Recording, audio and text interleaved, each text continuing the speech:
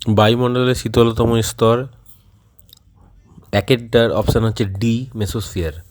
Fire আইস বা আগুনে বরফ যেটা, সেটা হচ্ছে অপশান ডি, মিথেন হাইড্রেট। 1.2 এর অ্যান্সার। 1.3 হচ্ছে বায়োগ্যাসের প্রধান উপাদান, অবভিয়াসলি এ অপশান মিথেন। প্রধান গ্রিন হাউস গ্যাস 1.4 এর বি, কার্বন ডাইঅক্সাইড।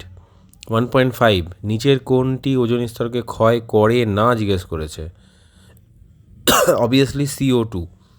1.6 বেতার তরঙ্গ প্রতিফলিত কোথায় হয়, আয়োনোস্ফিয়ারে। কোনটি জীবাশ্ম জ্বালানি নয়, 1.7 পেট্রোল, ডিজেল, সৌরশক্তি এবং কয়লার মধ্যে সৌরশক্তি। একটি অপ্রচলিত শক্তির উৎস কোনটি, এখানটাতে দেখা যাচ্ছে ডিজেল রয়েছে, বায়োগ্যাস রয়েছে। বায়োগ্যাস এখনও পর্যন্ত সেভাবে প্রচলিত নয়। 1.9 ওজোন স্তর বায়ুমণ্ডলে কোথায় থাকে, বি অপশান, স্ট্র্যাটোস্ফিয়ার।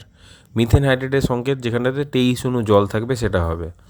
23 অণু জলের একটাই অপশান রয়েছে, 4CH4 23H2, option B. Biodiesel তৈরিতে কি ব্যবহার করা হয়, বায়োডিজেল তৈরিতে জ্যাট্রোফা ব্যবহার করা হয়। নিচের কোন গ্যাসটি ওজনের যে ক্ষতি, ওজোন স্তরের ক্ষয়, তাতে সহায়তা করে না বলেছে, কার্বন ডাইঅক্সাইড হবে। একটি জৈব গ্রিন হাউস গ্যাসের নাম 2.2 কোশ্চেনগুলোর ক্ষেত্রে, সেগুলো আমরা নেক্সট দিন করব। বায়ুমণ্ডলের শীতলতম স্তর